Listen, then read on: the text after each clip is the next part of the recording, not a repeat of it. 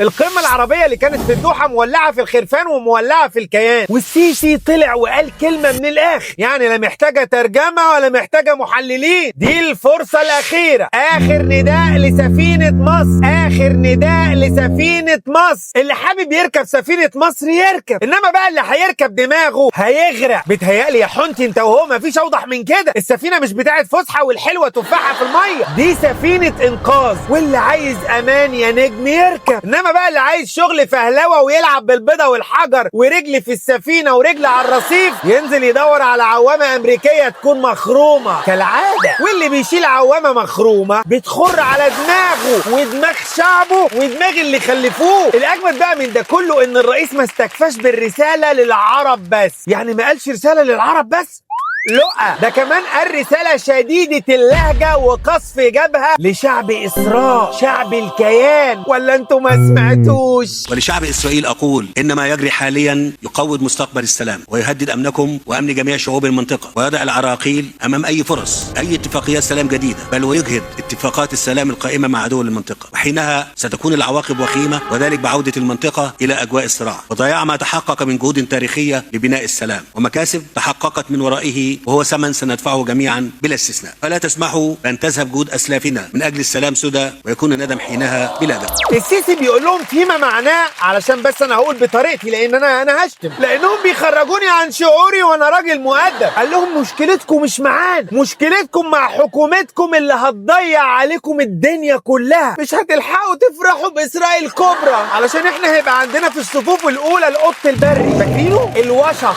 اللي هيعضكم من طيبة قلبكم، وده الريسبشن بتاعنا. يعني لو فضلتوا ساكتين وماشيين ورا النتن ابو بربور، اللي هيدفع الثمن ساعتها مش هو ولا البربور حتى هيدفع الثمن، انتوا اللي هتدفعوا الثمن وتلحسوا البربور. هو بالكتير هيقعد في فيلا محصنه، ومش بعيد تلاقيه قاعد مع سماح في الانفاق والمواسير ويقول لها خبيني يا سماح. طب بصي خبيني ومش عايز الرهاين، انا راجل مسن يا بنتي وعندي البروستاتا. انما انت يا حبوبه كيان هتلاقي نفسك انت اللي بتدفع الغرامه والفايده والدم كمان. جرى يا حباب، وهيبقى مفيش لا سلام ولا امان في بلدكم. نيجي بقى يا ايدي كوهين. ايدي كوهين وهو ما لقاش حاجه غير الايدي، وهو اصلا ما طلعش ايدي، طلع اسمه الحقيقي تيسي كوهين. الراجل بقى تيسي كوهين ده بقى عامل زي الترزي، قاعد بس عمال يرقع جمل بالعربيه بس ويرفص وينفر من غير اي مناسبه. الراجل ده حرفيا مستعمل من بيه النتن. يا راجل يا مستعمل، النتن بيمسح بيه المناطق الحساسه عنده، علشان تيسي كوهين ناعمه وشقيه وكلها حنيه. يعني من الاخر عامل زي مناديل الحمام لا مؤاخذه. كل ما القمه العربيه توجع ايدي كوهين يرفص وينفر. يا عم رفص زي ما انت عايز وانفر في وشنا مش مشكله، رفسك ونفرتك طرب. اصل التطرف يا تيسي كوهين اخرته وحشه قوي، وانت راجل كلينكس بتاع حمامات وعارف. ولا انت عشان خاطر بتاع مناطق حساسه فبتحبوا الجماعات الحساسه؟ بس خلي بالك عشان اللي بيشجع على الغلط في الاخر بيتعلق من طيبه قلبه. فالسيسي يا جماعه قالها صريح، اللي حاصل دلوقتي بيحط عراقيل قدام السلام. فالرساله واضحه يا عرب، السفينه المصريه طلعت والقبطان السيسي ادى صفاره الانذار قبل ما يطلع. فيا ريت بقى اللي عايز يركب بدري قبل ما تبصوا ورا تلاقوها بقت نقطه في بحر وتغرقوا محلك سر. ويا شعب الكيان، يا شعب إسراء، لو عايزين تعيشوا في سلام صوروا، اخلصوا من الحكومة اللي بتلعب بيكوا قبل ما هي تخلص عليكوا. سؤال بقى قبل ما انهي الحلقة، وطبعا ما تنسوش الاشتراك في القناة بقى ولايك وكومنتات بقى، مش هوصيكوا بقى. معلش السؤال ده معلش عشان انا بصي شحنه جوايا وما بعرفش اتعامل مع حد وانا شايل بصراحة. يعني فين الفنانين والاعلاميين الداعمين للدولة والرئيس؟ ولا انتوا خايفين على شعبيتكم؟ على فكرة اللي مصر فيه دلوقتي اسمها قضية، والكفر بتاع صفحاتكم ماله زعلان من علم مصر؟ النسر المصري بينزل ياكل الريتش بتاعكم، فبتضطروا بقى تحطوا اعلام دول تانية صح؟ اعلام تعللكم الريتش شوية. طب انا بقى هوريكم المصريين الجدعان في الكومنتات هيعملوا ايه. انزلوا في الكومنتات بتحيا مصر مليون مرة، على قد ما تقدر اكتب تحيا مصر، ومش كده وبس شيروها له.